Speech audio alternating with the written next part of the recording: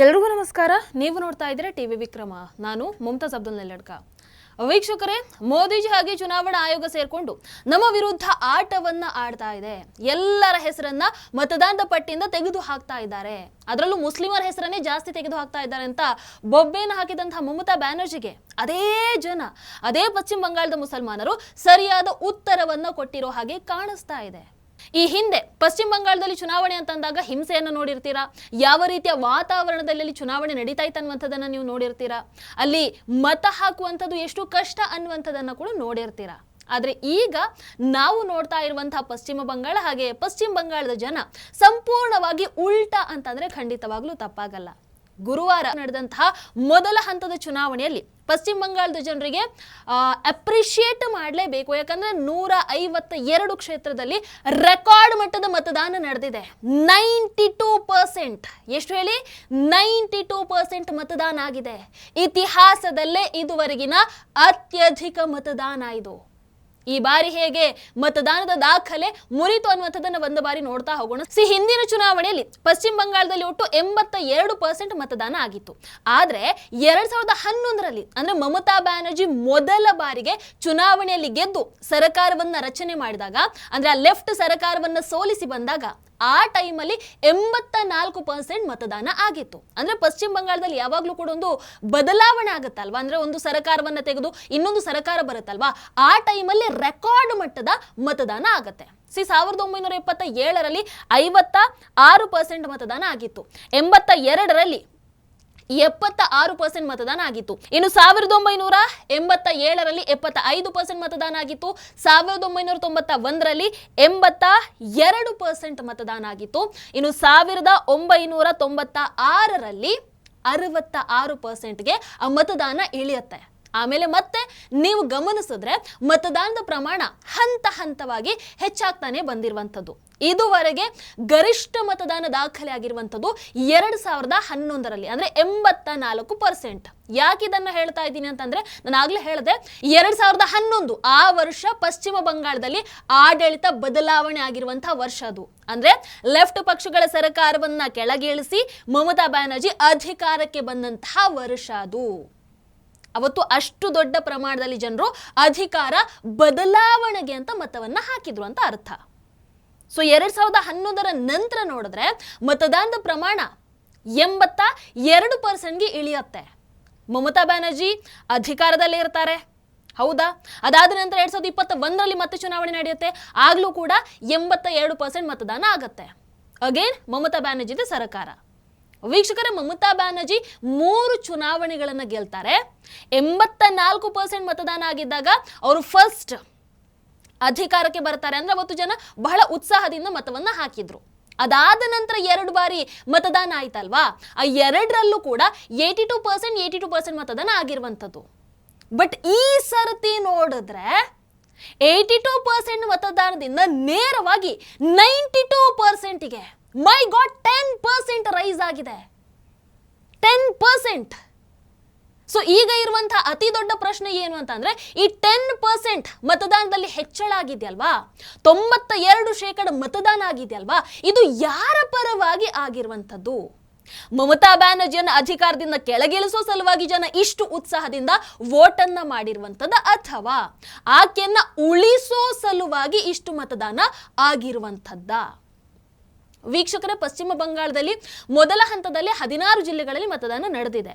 ಮುರ್ಷಿದಾಬಾದ್ ಆಗಿರಬಹುದು, ಮಾಲ್ದಾ, ಉತ್ತರ ದಿನಾಜ್ಪುರ್, ಇನ್ನು ಬೀರ್ಭೂಮ್. ಸೊ ಇಂತಹ ಮುಸ್ಲಿಂ ಬಹುಸಂಖ್ಯಾತ ಜಿಲ್ಲೆಗಳಲ್ಲಿ ಮೊದಲ ಹಂತದ ಮತದಾನ ನಡೆದಿದೆ. ಈ ಮುಸ್ಲಿಂ ಬಹುಸಂಖ್ಯಾತ ಕಡೆಗಳಲ್ಲಿ ಆಗಿರುವಂತಹ ಮತದಾನದ ಪ್ರಮಾಣದ ಅಂಕಿಅಂಶವನ್ನ ಒಂದು ಬಾರಿ ನೋಡಿದ್ರೆ, ಮುರ್ಷಿದಾಬಾದ್ ಇಲ್ಲಿ 66% ಮುಸ್ಲಿಂ ಜನಸಂಖ್ಯೆ ಇದೆ. ಇಲ್ಲಿ ಸಂಜೆ 5 ಗಂಟೆವರೆಗೆ 93% ಮತದಾನ ಆಗಿದೆ. ಇನ್ನು ಮಾಲ್ದಾದಲ್ಲಿ ನೋಡಿದ್ರೆ 51% ಮುಸ್ಲಿಂ ಜನಸಂಖ್ಯೆ ಇದೆ, 92% ಮತದಾನ ಆಗಿದೆ. ಇನ್ನು ಉತ್ತರ ದಿನಾಜ್ಪುರ್ ಅಲ್ಲಿ ಸುಮಾರು 50% ಮುಸ್ಲಿಂ ಜನಸಂಖ್ಯೆ ಇದ್ರೆ ಇಲ್ಲೂ ಕೂಡ 92% ಮತದಾನ ಆಗಿದೆ. ಬೀರ್ಭೂಮ್ನಲ್ಲಿ ಮುಸ್ಲಿಂ ಜನಸಂಖ್ಯೆ 93% ಇದ್ರೂ ಕೂಡ 93% ಮತದಾನ ಆಗಿದೆ. ಅಂದ್ರೆ ಈ ಪ್ಯಾಟರ್ನ್ ಅನ್ನು ನೋಡಿದ್ರೆ ಗೊತ್ತಾಗುತ್ತೆ, ಎಲ್ಲ ಕಡೆಗಳಲ್ಲೂ ಕೂಡ 92%, 91, 93% ಮತದಾನ ಆಗಿರುವಂಥದ್ದು. ಹಾಗಾದ್ರೆ ಮಮತಾ ಬ್ಯಾನರ್ಜಿ ಹೇಳಿದಂತಹ SIR ಎಲ್ಲ ಹೆಸರನ್ನ ಅಳಿಸಿ ಹಾಕಿದೆ ಅನ್ನುವಂಥದ್ದಕ್ಕೆ ಯಾಕೆ ಇಲ್ಲಿ ಉಲ್ಟಾ ಉತ್ತರ ಸಿಗ್ತಾ ಇದೆ? ಅದರಲ್ಲೂ ಮುಸ್ಲಿಂ ಹೆಸರನ್ನೇ ಜಾಸ್ತಿ ತೆಗೆದು ಹಾಕಿದ್ರು ಅಂತ ಹೇಳಿದ್ರಪ್ಪ. ಬಟ್ ಇಲ್ಲಿ ನೋಡಿದ್ರೆ ಮುಸ್ಲಿಂ ಜನಸಂಖ್ಯೆ ಹೆಚ್ಚಿರುವಂತಹ ಕಡೆಗಳಲ್ಲಿ ಮತದಾನ ಕೂಡ ಬಹಳ ಹೆಚ್ಚಾಗಿ ನಡೆದಿದೆಯಲ್ವಾ. ಇನ್ನು ಮುಸ್ಲಿಂ ಜನಸಂಖ್ಯೆ ಕಡಿಮೆ ಇರುವಂತಹ ಕಡೆಗಳಲ್ಲಿ ಪರಿಸ್ಥಿತಿ ಹೇಗಿದೆ ಅಂತ ನೋಡಿದ್ರೆ ದಕ್ಷಿಣ ದಿನಾಜ್ಪುರ್ ಅಲ್ಲಿ ಮುಸ್ಲಿಂ ಜನಸಂಖ್ಯೆ 25% ಮಾತ್ರ ಇರುವಂತದ್ದು. ಅಂಡ್ ಇಲ್ಲಿ ಮತದಾನ 95% ಆಗಿದೆ. ಕುಚ್ ಬಿಹಾರಲ್ಲೂ ಕೂಡ ಅಷ್ಟೇ, ಮುಸ್ಲಿಂ ಜನಸಂಖ್ಯೆ 25% ಇದೆ, 94% ಮತದಾನ ಆಗಿದೆ. ಇನ್ನು ಜಲ್ಮೈಗುಡಿಯಲ್ಲಿ ಮುಸ್ಲಿಂ ಜನಸಂಖ್ಯೆ ಕೇವಲ 11% ಇದ್ದರೂ ಕೂಡ 93% ಮತದಾನ ಆಗಿದೆ. ಜಾರ್ಗ್ರಾಮ್ನಲ್ಲಿ 2% ಮುಸ್ಲಿಂ ಜನಸಂಖ್ಯೆ ಇದ್ರೂ ಕೂಡ 92% ಮತದಾನ ಆಗಿದೆ. ಇದೇ ಜಾರ್ಗ್ರಾಮ್ನಲ್ಲಿ ಪ್ರಧಾನಮಂತ್ರಿ ಮೋದಿಜಿ ಹೋಗಿ ಎಲ್ಲರ ತಲೆ ಕೆಡಿಸಿತ್ತಲ್ವಾ ಜಲ್ಮುರಿ, ಅದನ್ನು ತಿಂದಿದ್ದು ಇದೇ ಜಾಗದಲ್ಲಿ. ಇನ್ನು ಡಾರ್ಜಿಲಿಂಗ್ನಲ್ಲಿ ಕೇವಲ 4% ಮುಸ್ಲಿಂ ಜನಸಂಖ್ಯೆ ಇದ್ರೂ ಕೂಡ 88% ಮತದಾನ ಆಗಿದೆ. ಅಂದ್ರೆ ಪಶ್ಚಿಮ ಬಂಗಾಳದಲ್ಲಿ ಈ ಬಾರಿ ಇಂತಹ ದಾಖಲೆಯ ಮಟ್ಟದ ಮತದಾನಕ್ಕೆ ಅಫ್ಕೋರ್ಸ್ ಹಲವಾರು ಕಾರಣಗಳು ಇರಬಹುದು. ಏನ್ ಕಾರಣ ಇರಬಹುದು ಅಂತ ನೋಡಿದ್ರೆ ಮೊದಲನೇದು ನೋ ಡೌಟ್ SIR ಅಲ್ಲಿ ಸುಮಾರು 91 ಲಕ್ಷ ಜನರ ಹೆಸರನ್ನ ಪಟ್ಟಿಯಿಂದ ತೆಗೆದು ಹಾಕಲಾಗಿದೆ. ಸೊ ಇದರಿಂದ ಏನಾಯ್ತು, ಮತದಾರರ ಸಂಖ್ಯೆ ಕಡಿಮೆ ಆಗಿ, ಅಂದ್ರೆ ಈ ಫೇಕ್ ಮತದಾರರಾಗಿರಬಹುದು, ಈ ಅಸ್ತಿತ್ವದಲ್ಲೇ ಇರದಂಥವ್ರು, ಇಂಥ ಒಂದಷ್ಟು ಹೆಸರುಗಳಿದ್ವಲ್ವಾ ಮತದಾರರ ಪಟ್ಟಿಯಲ್ಲಿ, ಸೊ ಅವೆಲ್ಲವನ್ನ ಕ್ಲಿಯರ್ ಮಾಡಿದ್ರಿಂದ ಮತದಾನದ ಶೇಕಡಾವಾರು ಹೆಚ್ಚಾಗಿ ಇವತ್ತು ಕಾಣಿಸ್ಕೊಳ್ತಾ ಇದೆ.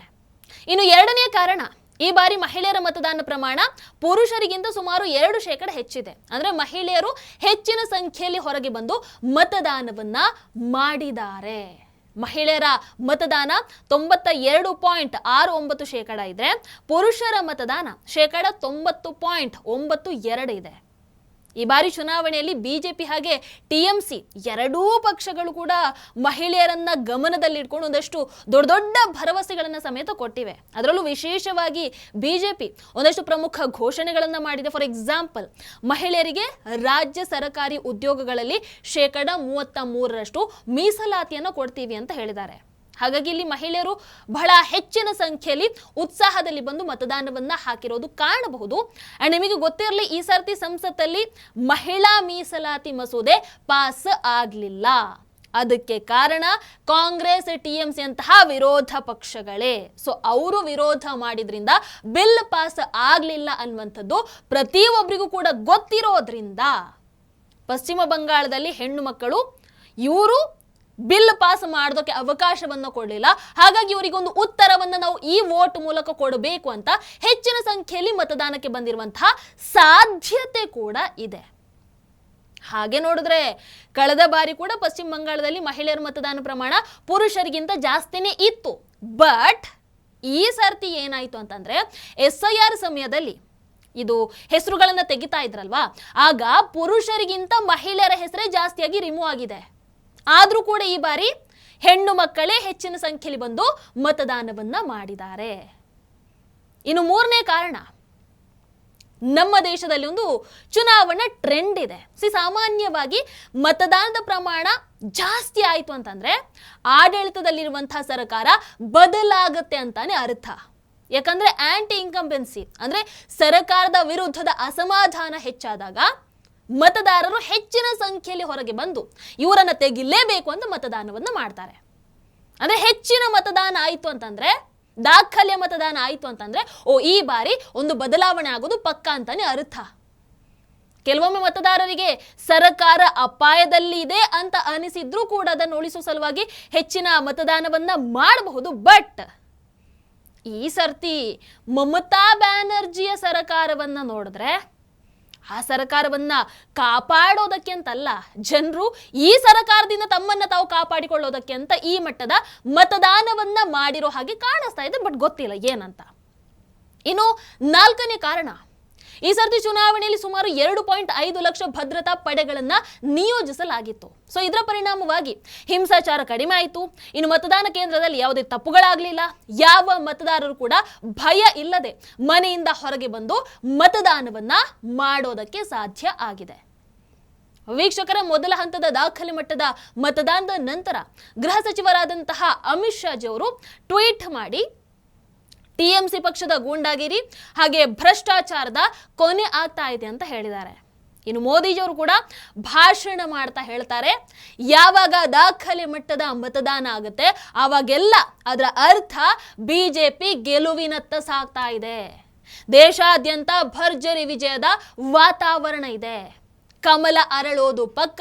ಮೇ 4ನೇ ತಾರೀಕು ಪಶ್ಚಿಮ ಬಂಗಾಳದಲ್ಲೂ ಕೂಡ ಬಿಜೆಪಿ ವಿಜಯೋತ್ಸವ ನಡೆಯುತ್ತೆ ಅಂತ ಹೇಳ್ತಾರೆ. बंगाल में परिवर्तन की आंधी चल रही है. आज पहले चरण की वोटिंग में जिस तरह बंगाल की महिलाओं ने, बंगाल के युवाओं ने टीएमसी के खिलाफ मोर्चा खोल दिया है, वो आज पूरा देश देख रहा है. बंगाल में हो रहा बंपर मतदान ये साफ साफ दिखा रहा है कि भय हार रहा है और भरोसे की जीत पक्की है. ठीक 10 दिन बाद जब वोटों की गिनती होगी तो मुझे विश्वास है हर तरफ कमल ही कमल खिला होगा. मैं बंगाल के लोगों से कहूंगा, खास करके मेरे जो फर्स्ट टाइम वोटर्स हैं उनको कहूंगा, बंगाल की निर्मम सरकार को उखाड़ फेंकने का यही समय है, सही समय है. ಅಷ್ಟೇ ಅಲ್ಲ, ಪಶ್ಚಿಮ ಬಂಗಾಳದಲ್ಲಿ ನಾನು ತಿಂದಂತಹ ಜಲಮೂರಿ ಮಮತಾ ಬ್ಯಾನರ್ಜಿಗೆ ಬಹಳ ಖಾರವಾಗಿ ತಟ್ಟಿರೋ ಹಾಗೆ ಕಾಣಿಸ್ತಾ ಇದೆ. ಈ ಜಲಮೂರಿ ಅವರ ರುಚಿಯನ್ನೇ ಬದಲಿಸಿದೆ ಅಂತ ಕೂಡ ಹೇಳಿ ಒಂದು ರೀತಿಯ ನಗೆಯ ವಾತಾವರಣಕ್ಕೆ ಕೂಡ ಕಾರಣ ಆಗ್ತಾರೆ. मिठाई भी बटेगी और जालमुरी भी बांटी जाएगी. वैसे मैंने सुना है कि जालमुरी ने भी कुछ लोगों को जन्नाटेदार झटका दिया है. जालमुरी मैंने खाई, लेकिन जाल टीएमसी को लगी है. ಅದೇನೇ ಇರಲಿ, ನೋಡೋಣ. ಇನ್ನು 2ನೇ ಹಂತದ ಮತದಾನ ಬಾಕಿ ಇದೆ. ಅದಾದ ನಂತರ ಈ ಬಾರಿಯ ಈ ದಾಖಲೆಯ ಮಟ್ಟದ ಮತದಾನ ಯಾರಿಗೋಸ್ಕರ ಆಯಿತು, ಯಾರ ಪರವಾಗಿ ಆಯಿತು, ಅಥವಾ ಬೇರೆ ಏನು ಕಾರಣ ಇತ್ತು ಅನ್ನುವಂಥದ್ದು ನಮಗೆ ರಿಸಲ್ಟ್ ದಿನ ಅಂದರೆ ಮೇ 4ನೇ ತಾರೀಕಿಗೆ ಗೊತ್ತಾಗುತ್ತೆ. ಈ ಬಾರಿ ಮಮತಾ ಬ್ಯಾನರ್ಜಿ ಮಾಡಿರುವಂತಹ ನಾಟಕ ಆಗಿರಬಹುದು, ಇನ್ನು SIR ಪರಿಣಾಮ ಆಗಿರಬಹುದು, ಇವೆಲ್ಲವನ್ನ ನೋಡಿದ್ರೆ ಮಮತಾ ಬ್ಯಾನರ್ಜಿಯನ್ನ ಉಳಿಸೋದಕ್ಕೆ ಇಷ್ಟು ದೊಡ್ಡ ಮಟ್ಟದಲ್ಲಿ ಮತದಾನ ಆಗಿದೆ ಅಂತ ಹೇಳೋದು ಒಂದು ಸ್ವಲ್ಪ ಕಷ್ಟ. ಆದರೂ ಗೊತ್ತಿಲ್ಲ, ರಿಸಲ್ಟ್ ದಿನ ಏನು ಅನ್ನುವಂಥದ್ದು ನಮಗೊಂದು ಕ್ಲಾರಿಟಿ ಸಿಗುತ್ತೆ. ಅಲ್ಲಿವರೆಗೂ ಕಾದು ನೋಡೋಣ. ಬಟ್ ನಿಮಗೇನನ್ಸುತ್ತೆ, ಈ ದಾಖಲೆ ಮಟ್ಟದ ಮತದಾನ ಯಾರಿಗೋಸ್ಕರ ಆಗಿರಬಹುದು? ಈ ಬಾರಿ ಪಶ್ಚಿಮ ಬಂಗಾಳದಲ್ಲಿ ಬದಲಾವಣೆ ಆಗುತ್ತಾ? ಕಮೆಂಟ್ ಮಾಡಿ. ನಮಸ್ಕಾರ. ಟಿವಿ ವಿಕ್ರಮ, ದೇಶ ನಿಮ್ಮ ಕೈಯಲ್ಲಿ. ಈ ಕಾರ್ಯಕ್ರಮ ನಿಮಗೆ ಇಷ್ಟ ಆಗಿದ್ದಲ್ಲಿ ಲೈಕ್, ಶೇರ್ ಹಾಗೂ ಕಮೆಂಟ್ ಮಾಡಿ. ಟಿವಿ ವಿಕ್ರಮದ ಕಾರ್ಯಕ್ರಮಗಳನ್ನು ನಿರಂತರವಾಗಿ ವೀಕ್ಷಿಸಲು ಸಬ್ಸ್ಕ್ರೈಬ್ ಮಾಡಿ, ಬೆಲ್ ಐಕನ್ ಒತ್ತಿ.